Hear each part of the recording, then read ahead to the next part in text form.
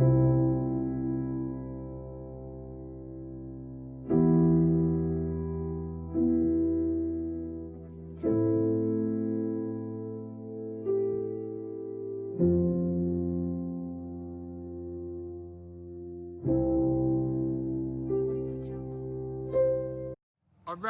right.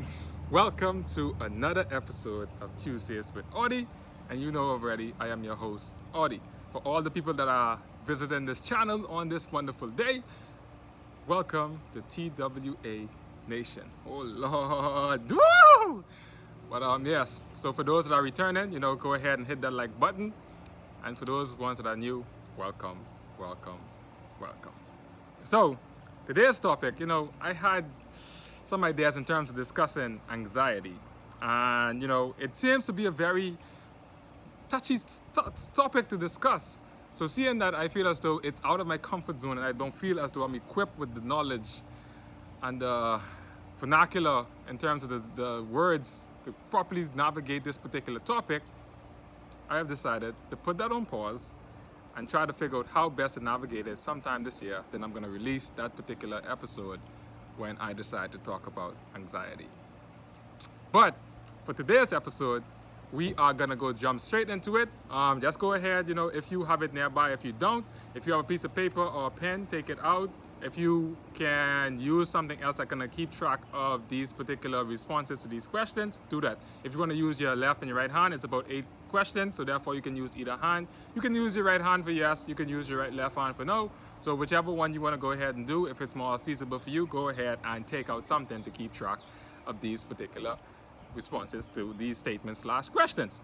So, to begin it off, growing up, number 1, you regularly had food available and didn't have to worry about where your next meal was coming from. To number 2, 1 or both of your parents have a high school diploma or attended college. Number 3, your parents are still married. Number 4, you had a figure father in the home. Statement number 5, 1 or both of your parents had a stable job or income they could depend on. Statement number 6, you didn't need to help your parents with the bills. Hey, 7, you had access to personal or private tutors. And lastly, the house you live in is owned by your parents. Now that you have your responses and you got them tallied up, if you have more than 5, go ahead and share this video to at least 5 people on your WhatsApp / Facebook, Instagram, Snapchat, whatever it is you kids using today, TikTok. Just share it with them so that you can inform them and let them come to take this quiz as well, so they can see where they stand in terms of the responses to these particular statements. If you also got those, go ahead and share it to at least 5 people on your social media as well, so that they can learn and take this quiz and figure out, okay, where is it that they stand in regards to these questions and statement. Because the more it is that we share, the more it is that we educate each other, the better it is we can understand each other, and eventually, who knows. And then, the goal is, I have a certain goal in terms of, trying to figure out if we can make this the 100 subscribers by the 27th, because the 27th is my birthday, so that's the day after. So let's see if we can actually work in terms of making this possible, because birthday coming up and that's looking like a nice present, and I'm sure that you guys can go ahead and make this present a possibility. So share it and help tell them to subscribe, and let's see how well this goes in terms of meeting that goal. But I ain't gonna tell you how old I is, but the birthday coming up. If you have more than half, or if you have 5 or more yeses to those particular statements / question, then I would like to congratulate you on the fact that you have been given a starting point where you don't have to worry about most, or I wouldn't say the majority, most of certain people have in life. So if your response was yes, you regularly had food available and didn't have to worry about where your next meal is coming from. So that means that you are in a different class from some people, myself, when they was growing up.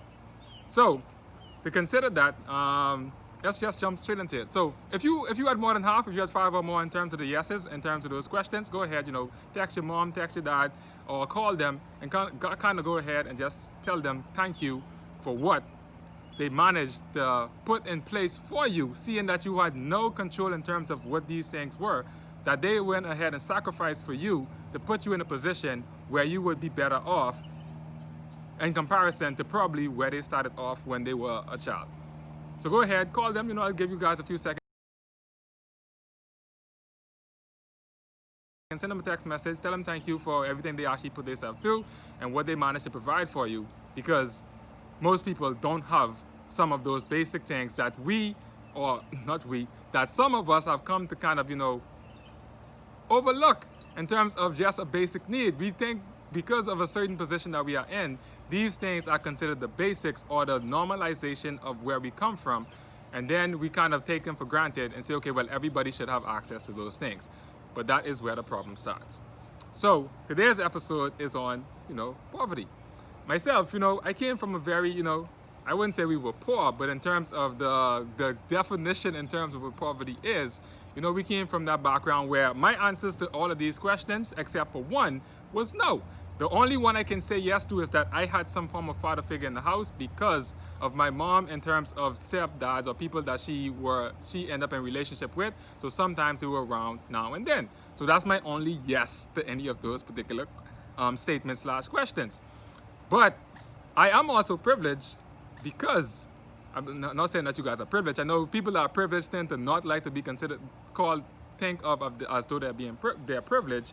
But for me, I was privileged where my mom, in terms of what she actually did, being the breadwinner of the house, she never actually used any narcotics or any alcohol in terms of a substance that would lead to abuse. So in terms of certain people that I knew in the neighborhood, where their parents were actually hooked on some substance, it was kind of, it's like oh my gosh, it's like this entire thing that I take for granted in terms of my mom doing this, is like so many other people are struggling with this, and because she didn't necessarily do this, it put me at an advantage to where most of the people around me didn't necessarily have that same aspect. So, in terms of some of the people that I've met, in terms of, going through college and, even through high school, sometimes, they kind of, when they're discussing things with me, they were under the assumption that I knew what they were talking about. Think of it for this example. So, whenever we hear about finances, people always say plan for retirement. Yes, so planning for retirement and saving for retirement, it sounds good. But if you look at those people that come from those backgrounds where they don't necessarily have the plan for the future, there are reasons why they tend not to necessarily plan for the future. From where I was from, it's like making to the age of 25 was like a major accomplishment. So when you are around people that are dying before they reach their 18th birthday, it's like, what the hell? What is retirement? It's like my life is today is the only day I'm guaranteed, because I do not know what is going to happen tomorrow or the end of, or next year. So whatever I have right now, I must take full advantage of it and enjoy it as best as possible. So when people, in terms of coming talking to people from lower backgrounds and poverty-stricken situations, they try to figure, it's like, why is it that these people are having such a hard time in terms of thinking about the future and planning? It's like, because you guys are coming from a different perspective where your life expectancy is 65 and above. That is what you're planning for. But for those people, they're not necessarily planning for 65. They're planning just to make it to their 18th birthday or maybe even their 25th birthday. So how is it that they can see eye to eye with you when you're trying to help to educate them about financial education, when they don't necessarily see the point in it, if they already have made up in their mind that it's likely that they're not going to see that age of retirement? So take that one simple thing for example. And another thing is that, when you go to some of these seminars in terms of health and fitness, people want to say, okay, well, you should change your diet and exercise. But the thing is that when you come from a home that doesn't necessarily know where their next meal is going to come from, how is it that they will be able to afford the fruits and vegetables that people take for granted? I say, okay, it's a basic thing that everybody can afford. But no, that's not a basic thing. For someone to actually change their diet in a household that doesn't necessarily have the finances to support a particular strict diet, it's impossible for you to discuss someone the benefits of a fruit and vegetable diet if they cannot afford a fruit and vegetable diet. And telling someone that's come from poverty that they need to exercise more, it's like, where are they going to get to do it? They can't afford a gym, which is something that you likely have access to, that you think of as just something that just happens and everybody have it, because we think this way due to the fact that the people that we are surrounded by and the circles that we are in, we see everybody within our circle in this universe that we've created are doing the same thing. So we automatically judge that it is that everybody is doing the same thing because everybody that I'm surrounded by is doing this thing. But you tend to forget the moment you actually come out of your circle in this universe that you created, not everybody is actually have those benefits that you take for granted. I'm not saying that everybody take them for granted, but the things that you tend to overlook in terms of it being you thinking that it's a basic need or basic thing that you have access to, it's not basic for some people. For some of them, it's a luxury, and they're trying their hardest to try to survive based on what they have. And you're trying to introduce to them a luxury that they don't necessarily feel as though it's going to make their life any better, because they need to worry about the problems that they having at this particular moment. You know, like in Atlanta, when your dude come up to your boy and say, I think it was Donald Glover, and say, okay, well, no man, this is investing. You know, I take this money here, I put in this thing, and then eventually in about 5 or 6 months, you know, I'm gonna double or probably quadruple your returns, and you know, this is what investment is. And then Donald Glover responded and said, you know, poor people don't have time to invest. We have problems now. It's like, I don't need to worry about what could happen in the future. I need to worry about what I can get out of this situation right now. And this is the mindset and the circumstances that those people find themselves in when they only are worried about how can I deal with this situation right now, and they trying to find the best possible way of dealing with that situation. So my question to you is, what does someone from poverty look like? Does that person look like me? Because I came from it and I know what it's like. But today you may look at me and say, oh, this guy is privileged, you know, he has access to so many things. But at the end of the day, it's like, you don't really know until you ask a question and stop thinking and taking things for granted and looking at it from the universe that you created and thinking that everybody has have the access to those same things that you had as a kid or as a young adult, or even right now in terms of your situation that you find yourself in. Because when it comes to planning for the future and thinking about retirement and investing, these things make no sense. Health and fitness tend to make no sense to most people who are dealing with a poverty-stricken situation. Because when it comes to whatever they have right now, we have to enjoy it, because we don't know when the next time is gonna come where we can actually enjoy what it is that we have right now. And the plan for the future is there's no future. The only moment is right now.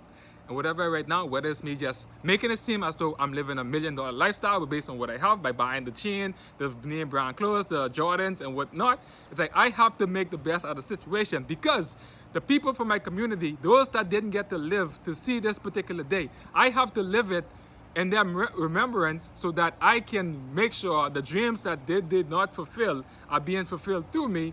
And I'm trying to do my best to kind of live up to their expectation and live in their dream while also chasing my own personal dreams. So guys, I don't know what to tell you all, but you know, if you really want to have a conversation with someone, and especially those people who want to do good in terms of working with those people from those particular backgrounds, stop thinking from your baseline in terms of what you take for granted. You have to go a step below and start to think from their perspective and what they need, and not what it is that you need. Education is a good opportunity for most people in terms of coming out of poverty. But when it is that you tell someone, okay, well, you know, you got to study or you got to do all of these things and work hard and X, Y, and Z, what happens when this person has a job that they need to take to help their family pay the bills? And you take for granted that you have this extra time for you to study, but then you're saying, okay, well, this person is lazy because they're not taking school serious. It's like, yes, they want to take school serious, but the situation that they find themselves in is not allowing them to take the situation that could potentially make their future better, to take it seriously to the way that you deem is necessary for them to actually do so. So guys, those who actually want to do good, who into actually developing those philanthropy organizations, those outreach programs in terms of trying to help people come out of those situations, yes, they would like to come out. But the way that you guys go ahead and plan in terms of how to make things better for them, it's hard for them to kind of see it from your perspective, especially if you don't even take the time to understand what they're going through and how it is that you can best help them from dealing with what their mindset is, and them trying to get them up to what it is that your mindset is at that baseline that you take for granted. because we all are chasing the next best thing. And while you are in your privileged situation, probably in the middle class or so, you're probably chasing someone else in terms of a celebrity or some millionaire or billionaire and trying to live up to that expectation. Remember, everybody's just chasing everybody, and what you have right now, you take for granted, but the person behind you is likely killing themselves trying to just get to what it is that you take for granted. So guys, what does poverty look like? Does it look like me? Does it look like somebody? What does a middle class look like? Does it look like, you know, this guy without the glasses, or do I need to put on the glasses so I may look a little bit smarter so that you can take me more serious and make it do, you know, I've made it? Because guys, I've not made anything and I've not made it, because that situation still lives with me today. And you know, rest in peace to all those, all the friends that I had in those neighborhoods who didn't necessarily get to live their dreams that they had in the dreams that we talked about. Because even today, I still have to mourn and still kind of show that, you know, these are what we actually planned. And then the things that we want to accomplish together and the dreams that we had, I have to figure out a way to kind of still honor their dreams, even though they can't necessarily be here to live it. So guys, that said, you know, this brings to the end of another episode of Tuesdays with Audie. And I hope this episode has actually given you some insight into how privileged you are, even though you don't want to say that you are privileged. When people that are doing lesser than you, not saying that they want to say that they're doing less than you, but then you can necessarily see it when they just want to have a good meal at the end of the day. But then here we are. They're saying, okay, well, I don't want the shrimp today. I want the lobster. But guys, you know, all jokes aside, you know, that's the episode for today. With that said, please hit the like button if you enjoyed today's episode. Like I said, subscribe. With that said, peace, love, and enjoyment. Deuces, I'm Audi. See you guys next week.